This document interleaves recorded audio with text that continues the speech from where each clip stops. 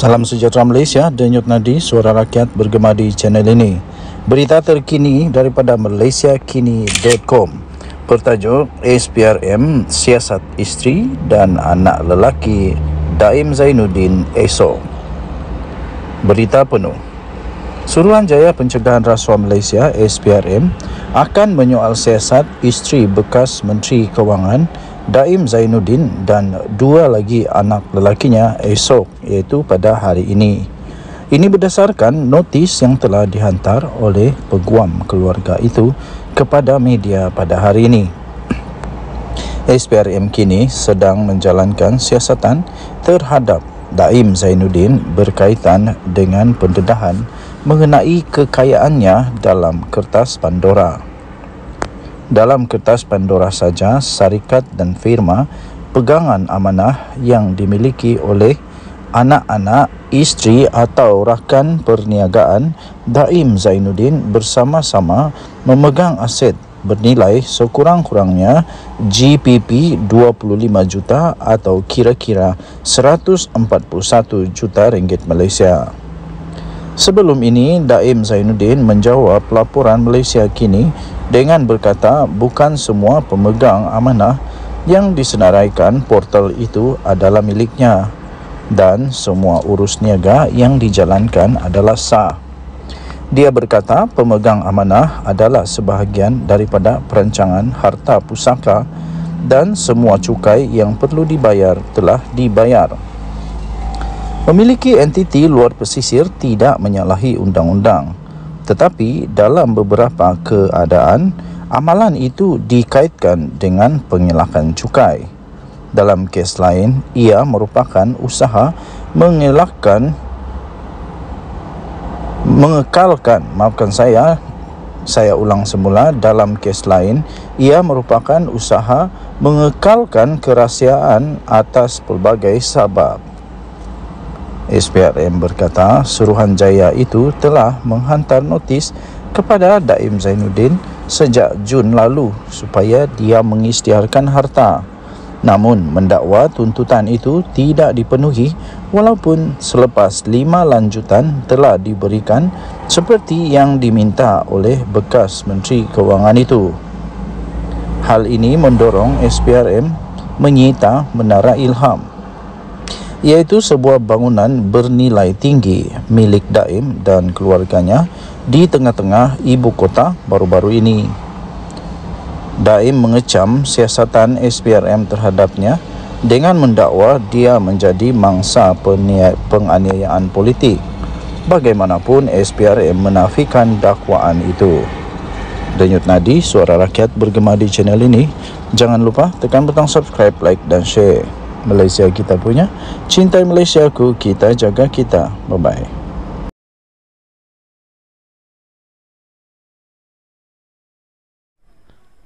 Salam sejahtera Malaysia. Ada satu kenyataan yang cukup menarik perhatian saya daripada Harapan Diri 9 Januari. Jangan keluar kenyataan bercanggah dengan ajaran Islam. Dengar baik-baik, walaun-walaun, penunggang-penunggang agama, semua orang yang suka sangat menunggang agama untuk kepentingan diri sendiri, dengar dengan baik. Jangan keluar kenyataan bercanggah dengan ajaran Islam. Menteri di Jabatan Perdana Menteri Hal Ehwal Agama menegaskan cadangan supaya dibenarkan beroperasi rumah pelacuran keluarga asing adalah bertentangan dengan peruntukan Undang-Undang Sivil dan Syariah. Jangan main-main, ini bertentangan. Datuk Dr. Muhammad Naim Mukhtar berkata, syur daripada pelakon Rosamnur itu juga terang-terang bercanggah dengan prinsip ajaran Islam dan maqasid al-Syariah. Tak kiralah siapa siapa sajalah, ahli politik kah, pelakon kah, selebriti kah, ahli sukan kah, siapa-siapa sajalah. Jangan pandai-pandai keluar kenyataan yang bercanggah dengan ajaran Islam. Menurutnya, cadangan itu tidak boleh diterima sama sekali. dan sewajarnya ditolak oleh segenap lapisan masyarakat. Saya juga setuju. Saya tidak setuju untuk membenarkan beroperasinya rumah pelacuran untuk warga asing. Saya tidak setuju. Ini berdosa. Ini merusak akidah, merusak akhlak, moral.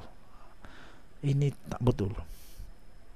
Beliau menjelaskan bahwa kaidah fiqh sewajarnya dijadikan panduan dalam mencari penyelesaian terhadap kes rogol, dan kemudaratan itu tidak boleh dihilangkan dengan kemudaratan yang lain. Cadangan menerusi podcast laman sosial itu telah mengundang polemik dan kontroversi dalam kalangan masyarakat, memandangkan pelacuran adalah satu aktiviti yang tidak dibenarkan mengikut undang-undang di negara ini. Negara kita negara yang makmur, undang-undang kita terbaik. Tak boleh lah. Kenapa nak sibuk-sibuk lagi? Orang ramai dinasihatkan agar tidak mengeluarkan kenyataan yang boleh menimbulkan polemik atau isu yang bertentangan dengan ajaran Islam, katanya dalam kenyataan pada hari ini. Kemarin Rosyam Nur mengundang kemarahan masyarakat Islam apabila berpendapat pusat pelacuran perlu ada di negara ini bagi membendung jenayah rogol membabitkan warga asing. Menerusi podcast Hitam Putih, kehidupan yang dimuat naik ke TikTok Suhan Channel, pelakon berusia 56 tahun itu menyifatkan ia perlu ada untuk kemudahan warga asing lelaki yang kebanyakan meninggalkan istri masing-masing di negara mereka. Mengulas lanjut, Muhammad Naim berkata dalam Akta Kesalahan Jenayah Syariah Wilayah-Wilayah Persekutuan 1997 Akta 559 juga terdapat beberapa peruntukan yang berkaitan dengan kesalahan pelacuran. Antaranya seperti subsection 21 pelacuran, section 22 muncikari seseorang yang bertindak sebagai orang tengah antara orang perempuan dan seorang lelaki bagi apa-apa maksud yang menyalahi hukum syarak, dan section 23 persetubuhan luar nikah. Di bawah Akta Kesalahan Jenayah Syariah Wilayah Persekutuan 1997 juga ada memperuntukkan kesalahan kepada mana-mana orang yang menganjurkan, mendorong atau menggalakkan orang lain untuk melakukan apa-apa maksiat sebagaimana diperuntukkan di bawah section 35 Akta 559, katanya. Tambahnya lagi, pelacuran adalah jenayah berat di sisi undang-undang Islam yang termasuk dalam kategori hudud. Jadi ini memang patut dihalang. Saya tidak setuju juga.